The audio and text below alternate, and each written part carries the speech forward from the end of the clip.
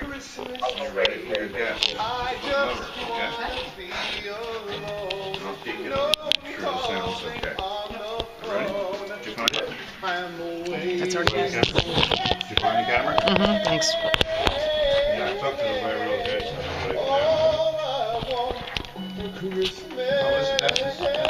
Yeah. You're right.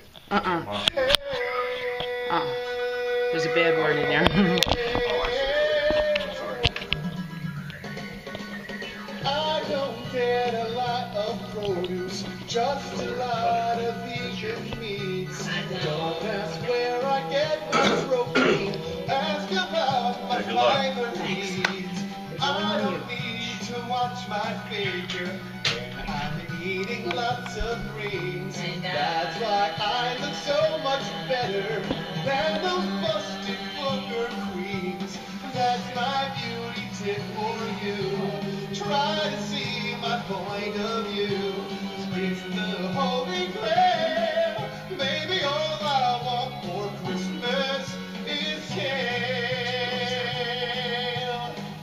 Kale, baby. Oh, I don't want to join my family. Gather round the murdered turkey. I don't even care if I can't find a place that sells tofurkey. I don't need a list of groceries from Whole Foods or Trader Joe's. I won't even stay awake to say to Santa. Okay. Hello everyone and welcome to the Kevin Storm Show. I'd like to wish a happy vegan birthday to John Proctor, Stacy Inkle, John Calefer, Christopher O'Sullivan, Christopher Brian Henderson. Wednesday is Gary Lowenthal and Shelley Watkins, and on Friday is our previous guest Adele Bevan. There's bands listed on here. Okay, do you want me to do announcements? Yeah, you can do announcements. Hi everybody, it's Sue. Okay, we have some announcements, and let's see. Okay, today at 1 o'clock there's a demonstration in New York City called Fur is a Thing of the Past at the First Source of New York with Mickey Z. 2 p.m. today at the Hack Line on 59th and 5th in Central Park. There's a carriage horse cruelty protest. Monday, tomorrow, 6:15 p.m., Corey Waters invites you to the Tuttleman Learning Center at Temple University in Philly for the vegan series Undocumented, featuring Aviva Chomsky and Juntos. Friday, 2 p.m. to 5, Fawn is having an anti-vivisection primate trade demo at New York City's Air France Executive Office, Air France and KLM Executive Office on West 55th Street. Also, they have their regular Adopt, Don't Shop at Breeders' Club in Middletown, New Jersey on Saturday. Sunday, 2 p.m. is our VSSJ, Vegetarian Society of South Jersey, annual Thanksgiving potluck, and that's in Morristown Community Center. You can see their Facebook page or the VSSJ.com page for ideas and recipes.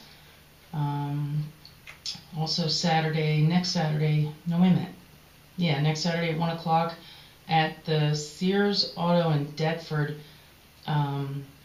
there's, what's it called? Someone Not Something Day of Action against Chipotle by the DXE, Direct Action Everywhere. Also on Saturday, November 16th, Rock for the Animals. Location is to be announced in South Jersey. Act for Animals fundraiser with top bands. Some name of the bands: Catatomic, Stage 3, Metal Gods, and Miranda's Castle. That's $20 a ticket for food and open bar. You can contact Miranda Lombardi. And I believe that's all I have. Okay, today I'd like to introduce you a very special person I met at our annual Veggie Pride Parade in New York City several years ago.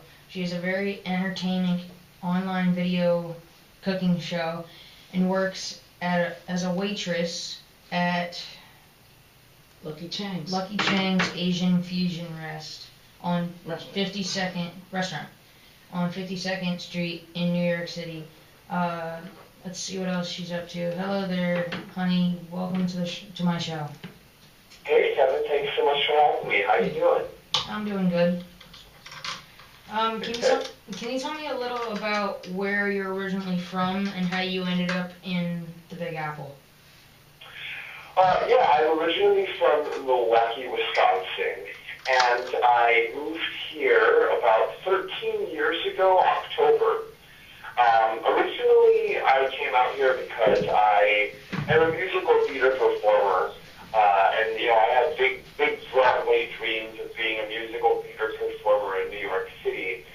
And it's interesting, I got a little sidetracked out here. I also work as a photographer, so instead of pursuing my dream as an actor, I really first and foremost pursued my dreams as a photographer. I used to work, I still work sometimes as a Broadway theatrical photographer. I used to work for Playbill, the national theater magazine, shooting Broadway shows, opening nights, parties, red carpet arrivals, stuff like that.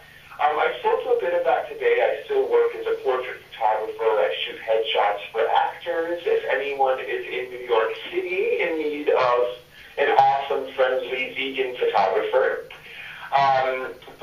Yeah, along the way, about 4 years ago, I discovered drag and veganism around the same time, and that certainly led me down kind of a different path. Okay, can you tell me about your educational background? 1 semester of college. I don't recommend any more than that. How did you learn how to cook? I still haven't really. When I went vegan, I would just go to YouTube. I don't like reading. I don't like reading. I don't recommend reading. I don't think it's good for you. If I'm going to learn something, I'm not going to read about it. I'm not going to Google it. I'm going to YouTube it. I want to watch someone show me how to do it. And I found a lot of people on YouTube showing me how to do things like how to make seitan, how to make almond milk, some of the basics that I wanted to understand as a vegan. I knew I could get almond milk in my local store. I knew I could always, if I could find a Whole Foods, I could buy seitan or things like that. But I really wanted to know how I could do those things from scratch. It just made me feel more empowered if I could make things and not be dependent on products. So that kind of gave me the idea to do my own vegan drag queen cooking show. I don't have a cooking show because I'm this great cook. I just love cooking, and so I'm always trying to learn. But I do have a background in food business. My family back in Wisconsin is in the food business. My dad ran a German restaurant that was in our family for about 3 or 4 generations. And my mom is actually a famous dairy celebrity where I come from. My mom is Susie of Susie's Cream Cheesecakes. And so I was really born and raised in the food and dessert industry. So everyone in my family is kind of naturally a good cook. I'm sort of the black sheep of the family. I didn't really become much of a cook myself until very, very late in life. But I like to think I'm still always learning. Are they supportive of your veganism, and what inspired you to go vegan? My family is thrilled with my veganism. It's funny because you would think that my lifestyle today is at odds with my family. I mean, it really is. My family still, dairy is their bread and butter, so to speak. But they're very supportive of what I'm doing. I wish they would show that support in terms of going vegan themselves. But they really think it's awesome. It was a little confusing for them at first, but they're very when I come home to visit, my mom used to ask me, oh, so what do you want us to cook for you while you're here? And I just thought, don't worry about it. I don't want to bother you with my dietary restrictions. Just, I'll figure out my own food. But my family, food is how we show love. If I want to show someone I love them, I want to cook for them, I want to feed them, I want them to feel loved. And I came home and almost every member of my family had already made something vegan for me. They were all taking on the challenge of cooking for me. And so, they're very supportive of it. How I originally went vegan, I'll try to make this a short story, but I have a good friend who's a spiritual mentor of mine. His name is John Oliver.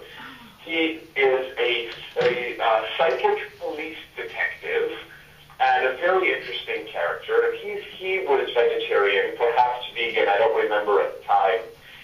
And I had just finished doing my first real fast. I did the master cleanse, which he recommended for me.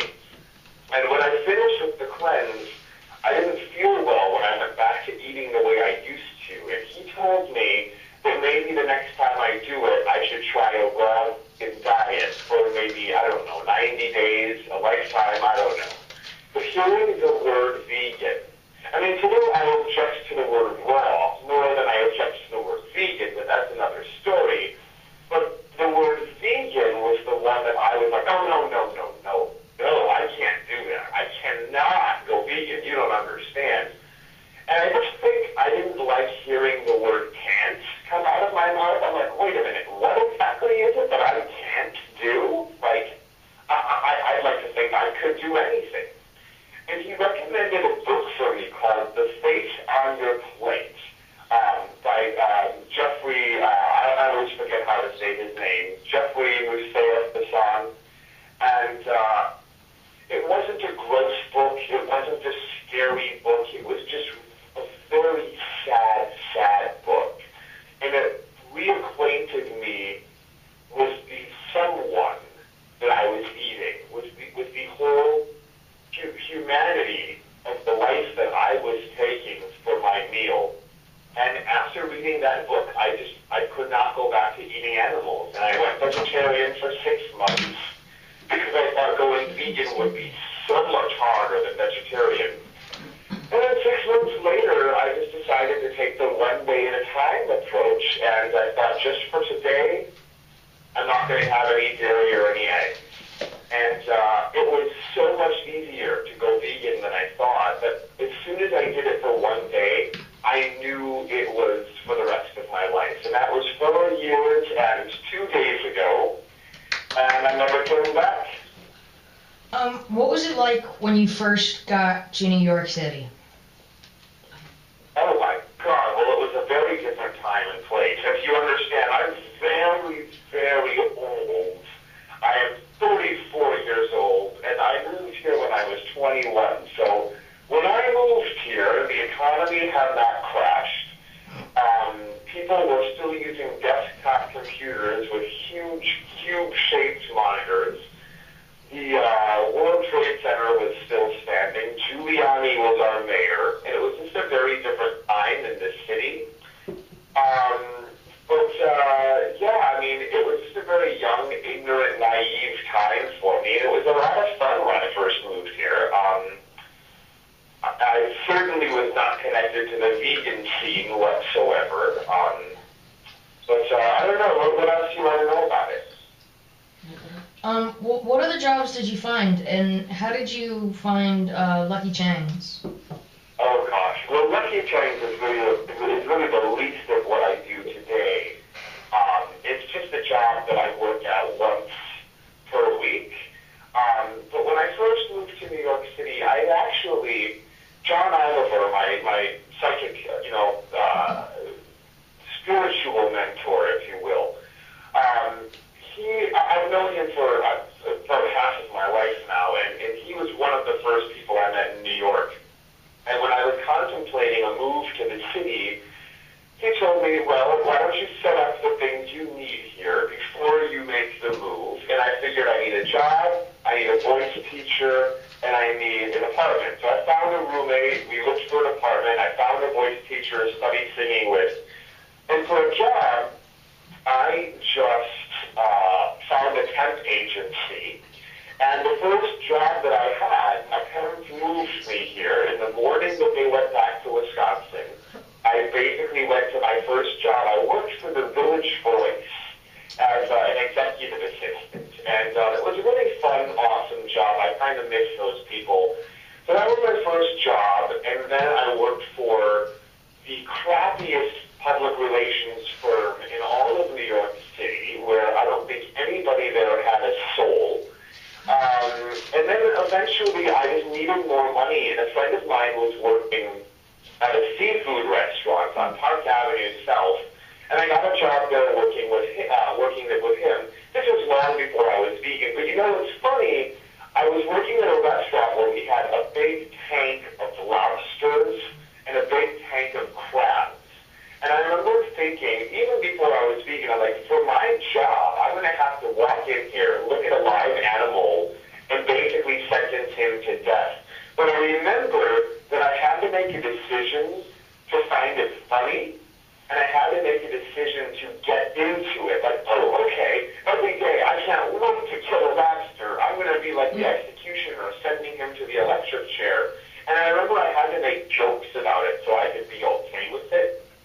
And that was before September 11th, and, you know, we were only about 5 blocks from 14th Street, and the whole city below 14th Street was cut off after that happened.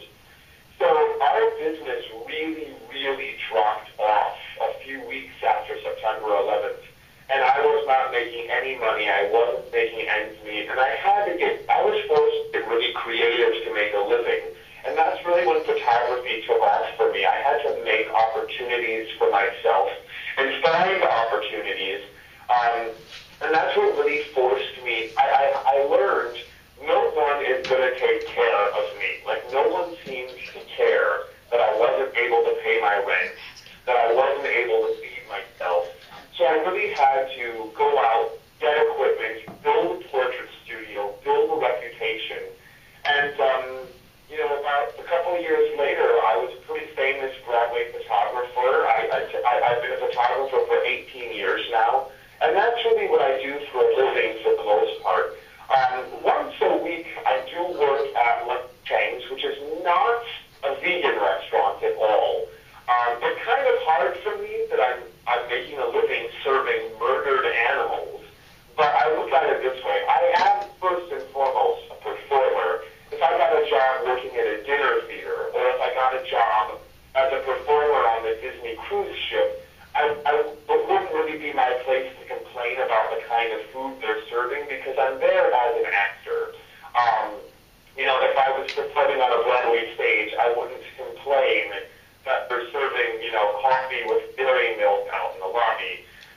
The fun thing about that job is when I'm in drag, I can say anything I want to you, and you can't say anything back to me. People will take anything from a drag queen. And I was at work last night, and it's a fun opportunity, as Colleen Patrick Boudreau says, just to be the vegan in the room. I'm there at the table, and you know, people are going, oh, so, you know, blah, blah, blah, here's our menu, you know, everything we serve, don't worry about the menu. Basically, it's just a whole bunch of murdered animals, and then we'll heat them up, and we'll put sauce on them for you. And people think I'm kidding, but then they'll ask me, like, oh, well, so the grilled pork, how was that served? And I'm like, well, it was murdered, and then we'll heat it up. Is that what you want to know? And they'll laugh, and they'll think I'm kidding. And they're like, well, is it good? Like, how was it prepared? And I'll be like, well, it was murdered, and I'm sure it wanted to live as much as you and I want to live. Is this helping you make your decision? And they'll still kind of laugh like they think I'm joking, but the truth is I'm not joking. And, last night I was actually working there, and there's a fun new thing that I like doing just to mess with people. Whenever someone orders the steak, and then I'll ask them, okay, well, how do you want that cooked? And they'll say, well done, please. And I'll say, and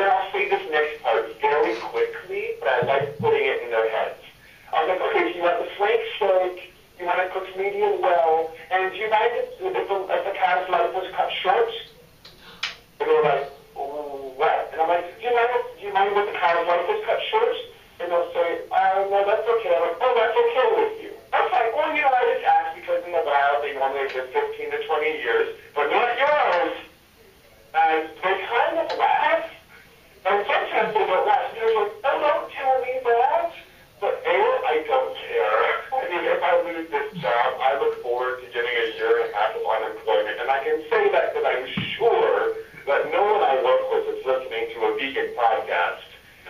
And B, I just want to put that association back in their heads. You know, the same way I had to lie to myself about serving a lobster to somebody 12, 13 years ago, I want them to remember that this thing used to have a life and used to long for freedom. I just want you to remember that you're taking a life. So it's my goal to ruin their evening as much as possible. Is it stressful being a drag queen? Is it stressful being a drag queen? I don't know that I can say it's any more stressful than any other job or any other performer outlet. I mean, they have a fun being a drag queen. Hi, honey, it's Sue. How you doing?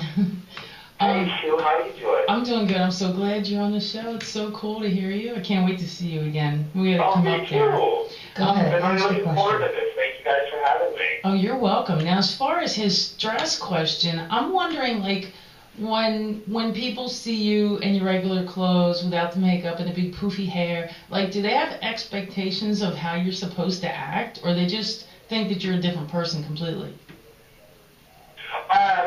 So you're asking how people react when they see me out of drag? Yeah.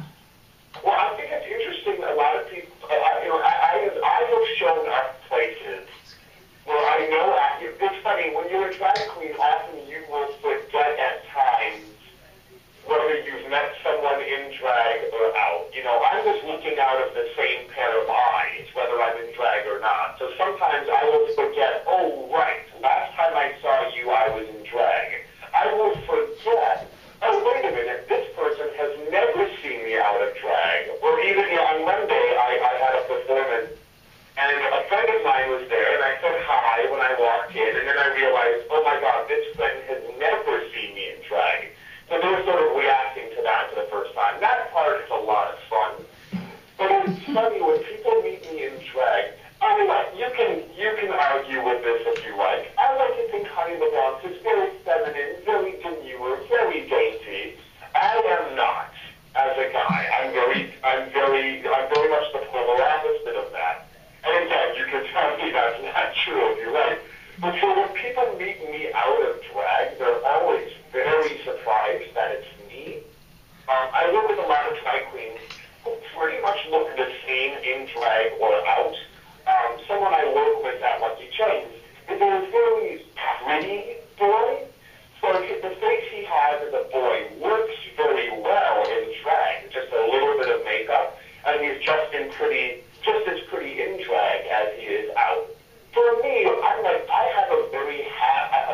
half German. I have a very masculine face, and so for me it takes a lot of work to make me look feminine.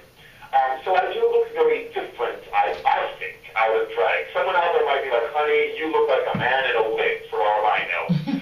But I think one thing that I find is a very common misconception that I don't think people always understand. Most people get it, but there are a lot of people out there that do not understand that as a drag queen, I'm just a performer. I'm just a man who's a musical theater performer. And sometimes I play a character who is a female. And it does not mean I want to be a woman. I am not transgender. There is a big difference between drag and transgender and transvestite, for that matter. Just to clear that up in case I was curious. A transvestite is a man, usually a heterosexual man, who's actually attracted to women, who for whatever reason wants to dress like a woman. Usually they look nothing like a drag queen. They just look like a guy wearing women's clothing, maybe wig, maybe makeup, maybe heels. Someone who is transgender is someone who feels they were born into the wrong body. I don't feel that way. I love being a man. I love the way God made me. A drag queen is someone who usually for the purpose of being a performer or for the purpose of getting attention or what have you, puts on this different persona, usually as a form of performance. So that is what I am. I am a drag queen. I should say one thing that is a little stressful about being in drag is, I usually have a big padded brassiere. So when I'm honey, I have, a nice generous waist. I have hip pads and butt pads and boob pads. So my shape is very hourglass, very full-figured. And even though that is not part of my body, even though there are no nerve endings there, it is still connected to me. It still feels like a part of me. And people will always come up to a drag queen and they'll grab at me, they'll grab at parts of my body or pinch me. And I'm not a woman. I don't know what it feels like for somebody to physically accost a woman. But it kind of feels the same way. It feels very unwelcome. It feels very invasive. And at Lucky Chains, we generally wait on a lot of drunken bachelorette parties. So I get a lot of that at work. And I try to have a sense of humor about it, but it just feels very, very crass and unwanted. So next time you see a drag queen, yes, ask if you can take a picture. Yes, tip her $1. She spent 3 hours getting ready, looking gorgeous or looking cheap. Give her $1. But do not grab a drag queen next time you see her. America, this is an ongoing problem. Honey, that's great. I'm so glad that you answered my last question because I wanted to ask I wanted to see if they were real, but it's okay. Thank you so much. That was a fantastic explanation. It was. I happen to have several transgendered friends, and I love them dearly. I have the utmost respect for them. So thank you very much for doing the show today. It's so nice, and I can't wait to see you again. I've never seen you personally in your civvies, so to speak, but I know from a picture that you're extremely handsome as a man. So congratulations on All of that. everything, because you do a really good job at everything that you do. Thank you. Oh, you're too sweet. Thank you so much. Thank you for going on the show, honey. Thank you so much for having me. And just to let you guys know where you can find me, I've also got a podcast. You can check out BigFatVeganRadio.com. That's me and my co-host Laura Yaz. The song that you heard as our intro, we do a parody song every 3 months. We're taking some popular song and doing a vegan parody of it. So you can check that out at BigFatVeganRadio.com. You can also check out my cooking show at VeganDragQueen.com. I'm all over Facebook and Twitter as Honey LaBronx. And my main website is HoneyLaBronx.com. That's HoneyLaBronx.com. Thank you. And the parody song that we're ending with today is called All I Want for Christmas is Kale. Okay. Thank you again for going on the show. Thank you so much. Bye. Bye. Go ahead. You got it turned up? Okay. Is it what? Turn it up. Is it working? I don't know. I've got it turned on. Is it turned up? Volume. It's on. Oh. Oh. Technical difficulties here. Volume. The volume is up. No. Volume in here. Is that it? Uh-oh. It's not playing. He's still recording out there. Make sure it's still at the right time. You don't want to mess that up. Where's the volume down here? Go get Robert. Robert! Okay, we're having difficulties with our song. It's not working. No, he lost the volume control for the video. He wants to finish playing the song. Okay. But he can't Let's Got to flip it over. see. It's flipped. It's right there. It's flipped. It's working, and that volume's turned up. Make sure the time's right on it. Ah! Come here, your mic. My mic too? Your mic was 220. Make sure it's right. Don't screw that up. I'm in trouble. Why? You don't have to start it over again. You don't have to do it. 220. I'm not sure what's not fine. I have no idea. Wait, I know what to do. Reload the page. Go ahead, read it. Oh, set it at 220. I will. Okay. Shh, don't mess that up. They'll set us on fire. Hi. Hi. How are you? Good to see you. It has happened before. I just wanna tonight, till my belt is getting tight. I party and I care, 'cause all I want for Christmas is kale. Kale, baby. No, I don't want no broccoli, and I don't want a pear. And don't you bring me spinach, don't you even dare. No other greens will do me. It's just like catnip to me. Santa, won't you bring me the can I really need? It's a great source of vitamin C. I don't want a lot for Christmas. This is all I'm asking for. You can get it red or curly, walking stick or dinosaur. Oh, you can keep your mistletoe. Kale the cold makes me. This is 1360 AM. WNJC, Washington Township, Philadelphia. Philadelphia's Renaissance radio station. Brought to you from Forsyth Broadcasting. Or listen to us at WNJCradio.com. Donde está México, está el mariachi. Y donde está el mariachi, está México. Este es Atardecer Ranchero con Martín Carrión y sus invitados en la Super 360. Iniciamos.